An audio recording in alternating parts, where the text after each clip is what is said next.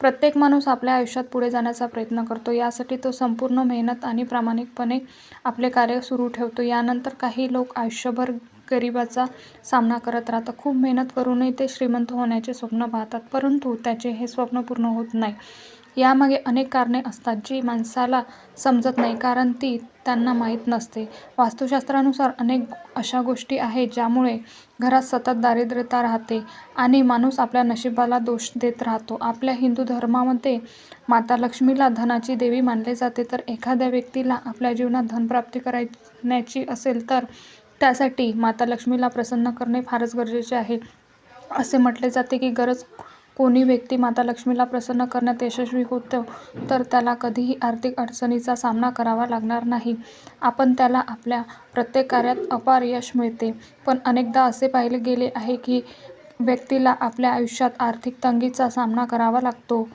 यामागील मुख्य कारण म्हणजे आपल्या सवयी. खरं तर आपल्या वाईट सवयीमुळे माता लक्ष्मी नाराज होते आणि यामुळे आपल्याला गरिबीचा सामना करावा लागतो. जर तुम्ही तुमच्या या सवयी सुधारल्या तर तुमच्या आयुष्यात सर्व काही चांगले होऊ लागेल आणि याचा तुमच्या जीवनावर धनप्राप्ती सुरू होईल. जर तुम्ही तुमच्या या सवयी सुधारल्या तर माता लक्ष्मी तुमच्यावर प्रसन्न होतील. आज आपण आजच्या या व्हिडिओमध्ये अशा 25 महत्त्वाच्या गोष्टी पाहणार आहोत ज्यामुळे तुम्हाला तुमच्या जीवनात गरिबीचा सामना करावा लागतो. तर चला जाणून घेऊया घरात गरिबी येण्याचे मुख्य कारण कोणती आहे. पण त्याआधी जर तुम्हाला वाटत असेल की माता लक्ष्मीचे आशीर्वाद तुमच्यावर सदैव राहावे तर या व्हिडिओला एक लाईक नक्की करा आणि कमेंट्समध्ये जय महालक्ष्मी असं नक्की लिहा. तसेच चॅनलवरती नवीन असाल तर सबस्क्राईब करा. नंबर 1, अंघोळ करण्याच्या ठिकाणी लघवी करणे. जर तुम्हीही जाणते न जाणतेपणे अंघोळीच्या ठिकाणी लघवी करता तर हे तुमच्या घरात गरिबी येण्याचे कारण ठरू शकते.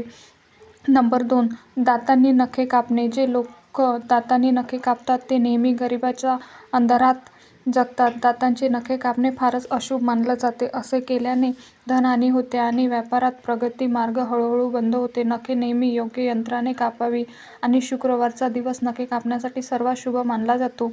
नंबर 3, तुटलेला चप्पल घरात ठेवणे. असे मानले जाते की जर तुमच्या घरात तुटलेल्या चपला ठेवलेल्या असतील तर यामुळेही गरिबी येते. यामुळे घरात तुटलेल्या चप्पल ठेवू नये. जर चपला घरात असतील तर त्यांना घराबाहेर टाकावे. असे न केल्यास लक्ष्मी नाराज होते आणि घरात गरिबी येते. नंबर 4, स्मशानभूमीत मोठ्याने हसणे. जर कोणी व्यक्ती स्मशानभूमीत मोठ्याने हसत तर ते 100 ते 100 पापांचा बरोबरी मानले जातो. असे मानले जाते की स्मशानभूमीत हसल्याने त्या व्यक्तीच्या कुटुंबाचा अपमान होतो. ज्याच्या कुटुंबात दुःखात बुडलेले असेल अशा ठिकाणी मोठ्याने हसल्याने व्यक्तीला दारिद्र्यता आणि गरिबी येते. नंबर 5, झाडाखाली लघवी करणे. अनेक लोक अजाणतेपणे झाडाखाली लघवी करते, पण असे करणे पूर्णपणे चुकीचे मानले जाते. विशेष पिंपळ, वड, नीम आणि अशोक यासारख्या झाडाखाली मलमूत्र त्याग करणे किंवा अस्वच्छता पसरणे अजिबात योग्य नाही. असे म्हटले जाते की या झाडांमध्ये सकारात्मक ऊर्जेचा वास असतो. तिथे अस्वच्छता केल्याने केवळ पर्यावरणाचे नुकसान होत नाही तर यामुळे व्यक्तीचा आर्थिक स्थितीवरही वाईट परिणाम होतो. अशी मान्यता आहे की यामुळे व्यक्ती हळूहळू गरिबीच्या जाळ्यात अडकतो. यामुळे आपण या झाडांचा सन्मान करावा आणि त्यांची स्वच्छता राखावी. नंबर 6, डाव्या पायाने पॅन्ट घालू नये. असे केल्याने राहू आणि केतू अशुभ फल देऊ लागतात. डाव्या पायाला काळा धागा बांधल्याने दोन्ही ग्रहांचा दुष्प्रभाव कमी होतो. डाव्या पायाने पॅन्ट घातले तर दारिद्र्यता येण्याची शक्यता असते. घरात कचरा ठेवणे योग्य मानले जात नाही. असे म्हटले जाते की घरात अस्वच्छता असल्याने माता लक्ष्मी नाराज होते आणि अशा घरात नेहमी आर्थिक अडचणी येत राहतात. जर घरात कचऱ्याचा ढीग असेल तर तो फक्त वातावरण खराब करत नाही तर गरिबी आणि नकारात्मक ऊर्जा देखील आकर्षित करते. त्यामुळे घर नेहमी स्वच्छ ठेवावे. विशेष सकाळच्या वेळी झाडू लावणे खूप शुभ मानले जाते. हे केवळ स्वच्छतेसाठी चांगले नसून घरात सुख, समृद्धी आणि सकारात्मक ऊर्जा देखील आणते. नंबर 8, स्वयंपाकघराच्या जवळ लघवी करणे. स्वयंपाकघर हे अत्यंत पवित्र स्थान मानले जाते, त्यामुळे जवळ लघवी करू नये. असे मानले जाते की यामुळे घरात गरिबी येते. म्हणून स्वयंपाकघराच्या जवळ शौचालय बनवू नये. लघवी दूर करण्यासाठी वेगळ्या जागेची व्यवस्था करावी जेणेकरून घरात गरिबी येण्याची शक्यता खूप कमी होईल. नंबर 9, अस्वच्छ बिछाण्यावर झोपणे. स्वच्छ बिछाण्यावर झोपणे केवळ आरोग्यासाठी अपायकारक नाही, तर ते घरात गरिबी आणि नकारात्मकतेसाठी आणि त्यामुळे बिछाना नेहमी स्वच्छ ठेवणे आवश्यक आहे. जर बिछाना अस्वच्छ झाला तर तो वेळोवेळी नीट स्वच्छ करावा. तुम्ही बिछान्याची चादर बदलू शकता आणि त्याऐवजी स्वच्छ, आरामदायी चादर घालू शकता. असे केल्याने केवळ तुमचे आरोग्य चांगले राहतील, तर घराचे वातावरणही चांगले आणि आनंददायी होतील. नंबर 10. घरात कोळ्याचे जाळे असणे. घरात कोळ्याचे जाळे असणे हे उद्ध्वस्त होण्याची निशाणी मानली जाते. त्यामुळे घरात कोळ्याचे जाळे असू नये. घरातील कोळ्याची जाळी वेळोवेळी साफ करावी. नंबर 11.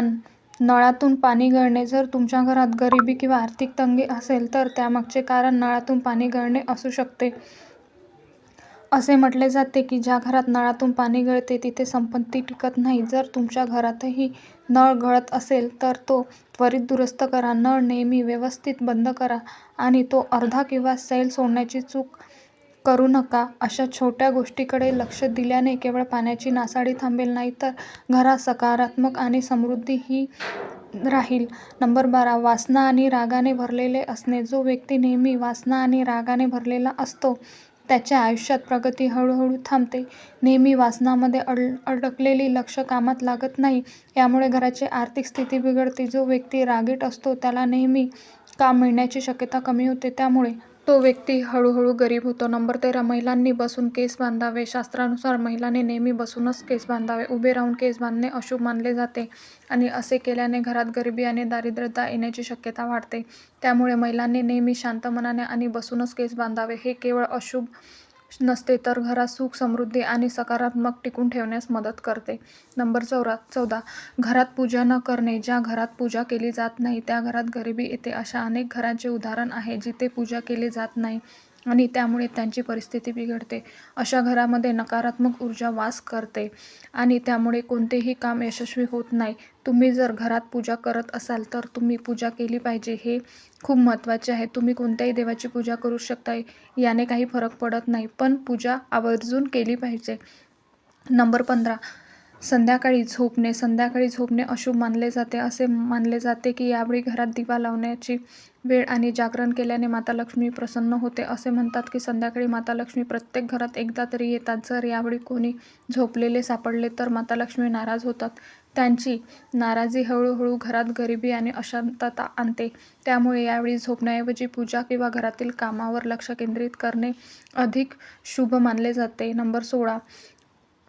पुरुषांनी 40 दिवसापेक्षा जास्त दिवस केस ठेवू नयेत. लांब केस अनेक प्रकारच्या समस्यांचे कारण बनू शकतात.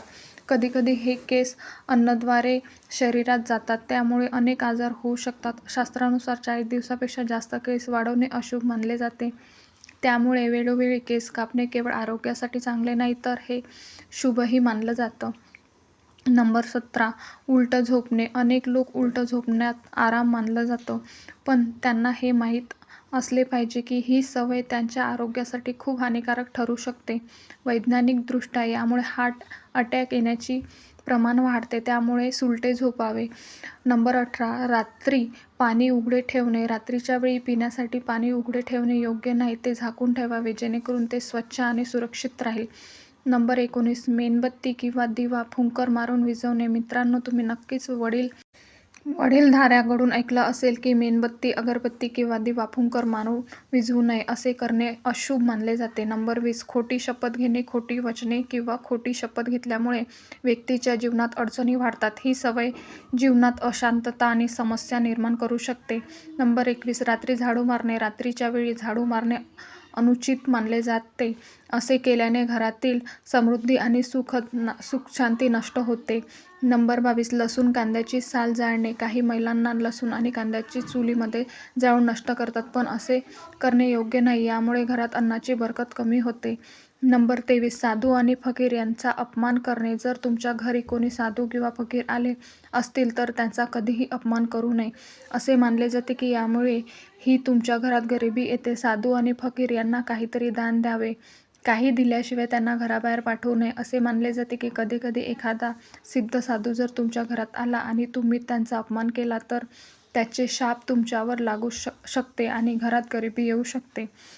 नंबर 24, चादरीपेक्षा जास्त पाय पसरवणे. जुन्या काळात लोक म्हणतात, पाय तितकेच पसरावे जितके लांब चादर आहे. म्हणजेच खर्चही तितकाच करा जितकी तुमची कमाई आहे. जर तुम्ही तुमच्या उत्पन्नापेक्षा जास्त खर्च केला तर हे तुम्हाला हळूहळू गरिबीकडे घेऊन जाईल. यामुळे व्यक्तीवर कर्जाचा भार वाढू लागतो आणि शेवटी तो कायमचा गरीब होऊ शकतो. त्यामुळे खर्च तुमच्या उत्पन्नाच्या मर्यादेतच ठेवा, जेणेकरून आर्थिक तंगी आणि समस्यापासून बचाव होईल. नंबर 25, पालकांचा अपमान करणे. एक चांगला माणूस कधीही आपल्या पालकांचा अपमान करत नाही. जर तुम्हीही तुमच्या पालकांचा अपमान करत असाल तर यामुळे तुमच्या घरात गरिबी येऊ शकते. शक्य तितके तुमच्या पालकांचा आदर करा. वास्तुशास्त्राचे उपाय तुमच्या श्रद्धा आणि विश्वासावर आधारित करून पहा. तर हा महत्त्वपूर्ण व्हिडिओ तुम्हाला कसा वाटला? व्हिडिओ तुम्हाला आवडला असेल, व्हिडिओतील माहिती तुम्हाला उपयुक्त वाटली असेल तर व्हिडिओला एक लाईक नक्की करा आणि चॅनलला सबस्क्राईब करून आम्हाला प्रोत्साहित करा. तसेच आपण सर्वांनी हा व्हिडिओ संपूर्ण पाहिल्याबद्दल आपले मनःपूर्वक आभार. धन्यवाद. श्री स्वामी समर्थ. जय जय स्वामी समर्थ.